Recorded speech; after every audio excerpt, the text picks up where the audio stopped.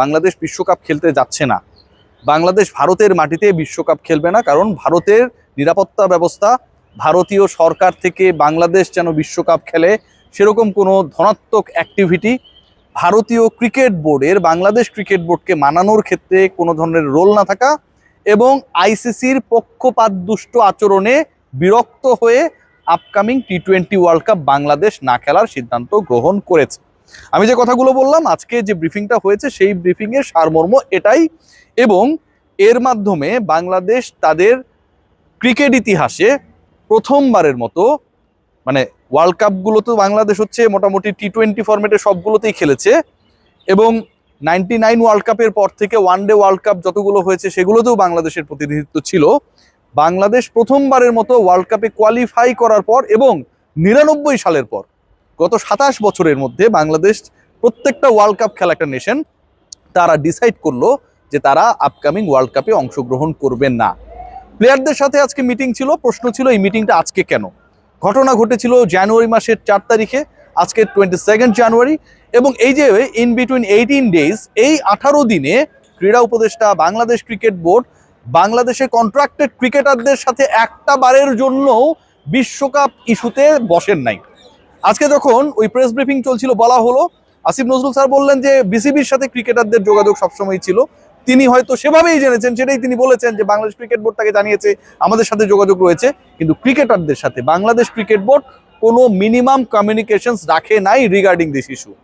আমি বলছি না ভারতে যেই ক্রিকেট খেলতে হবে, মুস্তাফিজ অপমানিত হয়েছে, আমাদের ডিগনিটিকে ছোট করা হয়েছে, কিন্তু আমি যখন জানি আমি ইন্ডিয়ায় গিয়ে ওয়ার্ল্ড কাপ খেলবো না, এবং আমি যখন জানি আমি ওয়ার্ল্ড কাপ খেলতে চাই এবং সেটা বিকল্প কোনো একটা ভেন্যুতে, তখন ওই বিকল্প ভেন্যুতে আমি ওয়ার্ল্ড কাপ খেলার জন্য যে কূটনৈতিক তৎপরতা, যে ডিপ্লোম্যাটিক চ্যানেলগুলো মেনটেন করার কথা, সেই জায়গায় যে আমি ফেইল করেছি।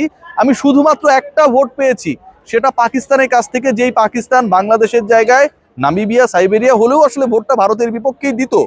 সেই ভোট নিয়ে আজকে আমাকে সন্তুষ্ট থাকতে হয়েছে। বাংলাদেশ ক্রিকেট বোর্ড ডিপ্লোম্যাটিক জায়গায় যে ফেইল করেছে, আজকের এই ঘটনা সেটাকে প্রমাণ করে দেয়, এবং এটার কারণে ভারতের মাটিতে আমরা ওয়ার্ল্ড কাপ খেলবো না। আমিও এই স্ট্যান্ডকে সাপোর্ট করি, কিন্তু এই ফেইলিওরের কারণে শ্রীলঙ্কায় গিয়েও অন্তত আমাদের বিশ্বকাপ খেলার ভাগ্যটা সুপ্রসন্ন হলো না। শ্রীলঙ্কাও জানিয়ে দিল যে বাংলাদেশের সাথে যদি তার গ্রুপ চেঞ্জ হয় বা বাংলাদেশ যদি সেই বি গ্রুপে চলে যায়, তাতে তাদের আপত্তি রয়েছে। খুব ভালো হয়েছে। খেয়াল করে দেখুন, ইন্টারেস্টিং কিছু ফ্যাক্ট আপনাদের সাথে শেয়ার করি। এই যে বাংলাদেশ না খেলার সিদ্ধান্ত নিল, আপনাদের টি-20 ওয়ার্ল্ড কাপ, বাংলাদেশের টি-20 র্যাঙ্কিং কত হবে? টি-20 র্যাঙ্কিং হবে 21, 21তম টি-20 দল হিসেবে বাংলাদেশের র্যাঙ্কিংটা হবে। প্রথম 20-এর মধ্যে এই বিশ্বকাপ শেষে বাংলাদেশের র্যাঙ্কিং থাকবে না। আবারও বলছি, ভারতের মাটিতে আমরা খেলবো না। I support this stand, but একই সাথে এটাও বলছি যে আমি যে ভারতের বিকল্প হিসেবে অন্য দেশে খেলবো, সেই কূটনৈতিক তৎপরতায় আমি ফেইল করেছি। যেই কূটনৈতিক তৎপরতায় পাকিস্তান পাস করেছে।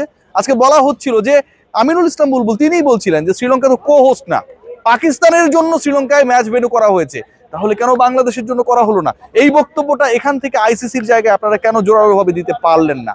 বাংলাদেশ সরকার, ভারতীয় সরকার, বিসিবি, আইসিসি, বিসিসিআই, এই যে 5টা অর্গান রয়েছে, সেই জায়গায় বাংলাদেশ ক্রিকেট বোর্ড কোন স্ট্রং রোল কেন প্লে করতে পারলো না?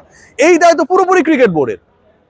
21তম র্যাঙ্কিং এ চলে যাওয়ার অর্থটা দাঁড়ায় যে বাংলাদেশ ক্রিকেট দল এর পরের যে ওয়ার্ল্ড কাপটা হবে, সেই ওয়ার্ল্ড কাপে খেলার আগে বাংলাদেশকে অনেকগুলো প্রি কোয়ালিফায়ার খেলা লাগবে। পিএনজি মানে পাপুয়া নিউগিনি, ভানুয়াতু, ফিজি, এই টাইপের দলের সাথে বাংলাদেশকে কোয়ালিফায়ার খেলতে হবে। ওসব দেশে গিয়ে কোয়ালিফায়ারের ভেন্যুটা আমার দেশে হবে না, ইন্ডিয়া পাকিস্তানেও হবে না, কারণ ভেন্যুটা হবে সেই সব দেশে যারা আসলে কোয়ালিফায়ার খেলবে। এরকম টাইপের দেশে কোয়ালিফায়ারের ভেন্যু হবে। ওই সমস্ত দেশে বাংলাদেশ যখন 97 আইসিসি ট্রফি জিতলো, সেই সময়টায় বাংলাদেশ মালয়েশিয়ার কিলাত ক্লাব মাঠে গিয়ে খেলেছিল না আইসিসি ট্রফি, ঠিক ওরকম ভাবে বাংলাদেশকে কোয়ালিফায়ার খেলতে হবে এরপরে 2028-এর টি-20 ওয়ার্ল্ড কাপে কোয়ালিফাই করার জন্য। আপনার র্যাঙ্কিং এখন 21 after this world cup. Bangladesh cricket board সরকারের উপর দায় চাপায়, আইসিসির উপর দায় চাপায়, বিসিসিআই এর উপর দায় চাপায়, কিন্তু নিজেরা যেই দায়টা নেয়ার কথা সেই দায়ের জায়গায় তারা প্রপার কোনো রোল প্লে করে না, করতে ব্যর্থ। আমার কাছে মনে হয় যে ঘটনা ঘটেছে, যেভাবে ঘটেছে, এবং এই ঘটনার রেসপন্সে বাংলাদেশ ক্রিকেট বোর্ড যেভাবে ফেইল করেছে, এটা আমাদের সবাইকে অ্যাড্রেস করতে হবে। ক্রিকেট কূটনীতিতে আমরা পাস করতে পারি নাই। পাকিস্তান বাংলাদেশ না খেললে তারাও নিজেদের উইথড্র করে নেবে, খেলবে না, এরকম কোনো ফর্মাল ডিসিশন এখন পর্যন্ত আমরা পাই নাই। আইসিসির মিটিং এ আমরা একটার বেশি ভোট অ্যারেঞ্জ করতে পারি নাই। আজকের এই ঘোষণা যখন দেয়া হচ্ছিল তখন বলা হচ্ছে বিসিসিআই, ভারতীয় সরকার বাংলাদেশ ক্রিকেট বোর্ডের সাথে প্রপার মেনটেন করে নাই, কোনো ধনাত্মক আমরা প্রতিক্রিয়া পাই নাই, পজিটিভ রেসপন্স আমরা পাই নাই। কেন পাই নাই? এই ব্যর্থতার জায়গাটা আসলে কার? বাংলাদেশ ক্রিকেট বোর্ড, এই যে ভারতীয় ক্রিকেট বোর্ডের কথা বলা হচ্ছে, দেখুন আমি কিছু ইন্টারেস্টিং ফ্যাক্ট আপনাদের সাথে শেয়ার করি, আমাকে আপনারা অনেকেই গালি দিতে পারেন। সেখানটায় দেখবেন এই মুহূর্তে বাংলাদেশ ক্রিকেট বোর্ডে টিম অ্যানালিস্ট হিসেবে, ন্যাশনাল টিম অ্যানালিস্ট হিসেবে যিনি কাজ করছেন অক্ষয় হিরেমাত, তিনি তো একজন ইন্ডিয়ান। আপনাদের যদি এত যাত্রাভিমান কাজ করে, মুস্তাফিজের সাথে যা করা হয়েছে পুরো জাতি এটাতে একমত, তাহলে এই অক্ষয় হিরেমাতকে আমি ডলার দিয়ে বাংলাদেশ ক্রিকেট বোর্ডের এক্সিস্টিং ইনফরমেশন অ্যানালিস্ট কিংবা মানে কি বলবো টিম অ্যানালিস্টের দায়িত্বে কেন রাখবো? আমিনুল ইসলাম বুলবুল একদিকে বলছে আমরা ইন্ডিয়াকে পছন্দ করি না, যাব না, সিকিউরিটি থ্রেট রয়েছে, তারা আমাদের সাথে এটা করেছে ওটা করেছে। আবার আপনি অক্ষয় হিরেমাতের মতো একজনকে জাতীয় দলের অ্যানালিস্ট হিসেবে দায়িত্বে রেখেছেন, কারি টাকা নিয়ে চলে যাচ্ছে। আমি তো মিথ্যা বলছি না ভাই, এটা তো ডাবল স্ট্যান্ডার্ড, বাংলাদেশ ক্রিকেট বোর্ডের ডাবল স্ট্যান্ডার্ড। আপনারা ফেইলিওর, আপনারা খেলতেও যেতে পারেন নাই, অন্য বিকল্প ভেন্যু অ্যারেঞ্জ করতে পারেন নাই, আবার ইন্ডিয়ান অ্যানালিস্টকে আপনার জাতীয় দলের দায়িত্ব রেখে দিয়েছেন। ইন্ডিয়ানরা, ভারতীয় ক্রিকেট বোর্ড, আইসিসি যদি বাংলাদেশ ন্যাশনাল টিমের ভালো না চায়, তাহলে ওই দেশের অ্যানালিস্ট অক্ষয় হিরেমাত বাংলাদেশ দলের কি ভালো চাইবে? তাহলে বুলবুল ভাই তাকে ডলার দিয়ে বাংলাদেশ জাতীয় দলের দায়িত্বে যে রেখেছেন, গত 18 দিনে এত ঘটনা ঘটার পরও তাকে টার্মিনেট করেন নাই, আপনার স্বার্থের জায়গাটা কোথায় আমি জানতে চাই।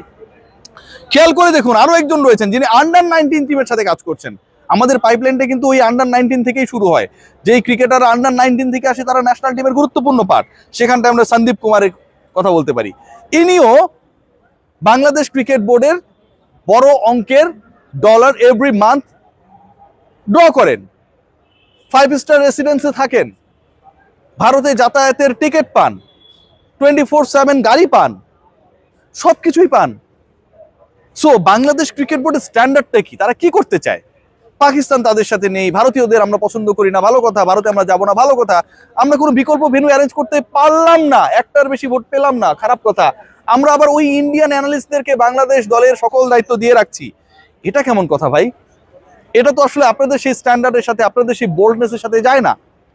বাংলাদেশ শেষ পর্যন্ত যাচ্ছে না এবং বাংলাদেশের টি-20 র্যাঙ্কিং 21তম হবে বিশ্বকাপ শেষে।